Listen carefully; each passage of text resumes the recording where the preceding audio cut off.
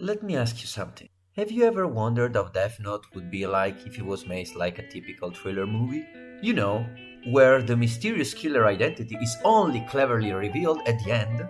I know I did 2 years ago, and that's when I started the Death Note L cut to answer that exact question.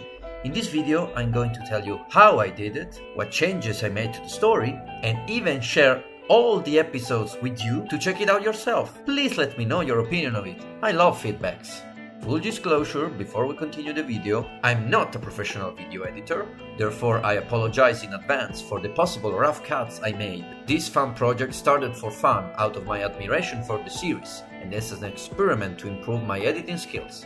I didn't add any new scenes because I know nothing about animation. I only used the original frames and audio from the original English dub. I don't own Death Note, so please support the official release. Spoiler warning. I'll talk about several important points of the original story, so that's your warning. If you never saw the original and decide to watch my edit first, don't watch the rest of the video. When you come back though, I wanna know your opinion, because if I did stuff right, you won't see the ending coming. I'm very interested to know your opinion about that. Without further ado, let's continue this stupid and crazy adventure.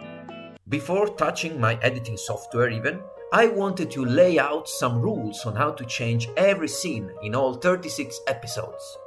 This new story is supposed to be an actual thriller from detective perspective, so the biggest and obvious first rule was completely remove all of Light's scene where he clearly showed himself as the true culprit of the story. With this basic rule, I therefore removed not only every scene where Light is with Ryuk or Misa or other Shinigamis for that matter, but even edited every one of his internal dialogues, and you know he has a lot of them, to actually make him seem like the good guy he wants others to think he is. So you'll enjoy a new Light that never sleeps with his good guy persona, just like when he forgot his memory in the actual story, but now he'll always be like that. Aren't you happy? In regards to all supernatural phenomenon, like Shinigamis interacting with the real world and stuff like that, I used a second rule to the end. Just like in the story, where you can't see a Shinigami until you touch a Death Note, in this edit, you won't see any Shinigami's interaction until L or other detectives touch a notebook. After L is dead, this improves consistency a lot in the story. Third rule of the edit. Every rule involving L will be applied to other detectives as well. In order to make the edit watchable, I couldn't only use scenes where L must be present in the investigation.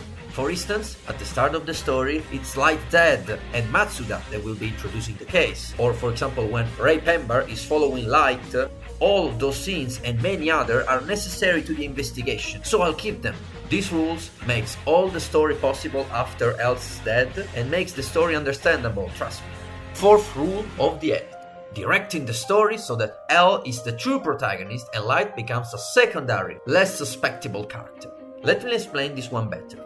Even by removing supernatural elements or Light's evident criminal behavior, you'd still be able to tell Light is probably the true culprit because of how much time you spend with him. Given that the original story wasn't trying to make it less obvious, but we are, I tried to pace scenes differently, to take away screen time from Light and give it to L instead, or other detectives. For this rule, every Light scene that doesn't revolve around the investigations will be removed completely. This way now Light is only a good and smart guy that will be introduced to the story only once Hell starts interacting with him during the investigation. We don't need to explore his character further than necessary, like you don't see more of Matsuda, or the others outside of war for that matter.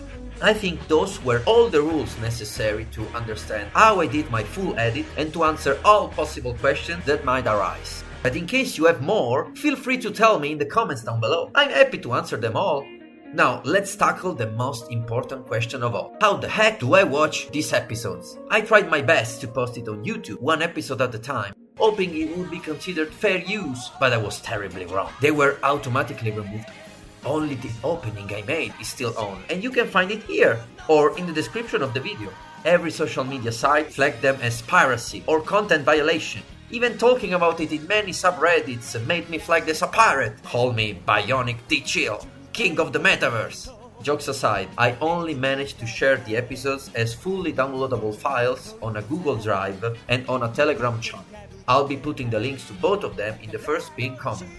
hoping that they don't get removed. I mean, I even hope that all of this video won't be completely deleted. Man can hope.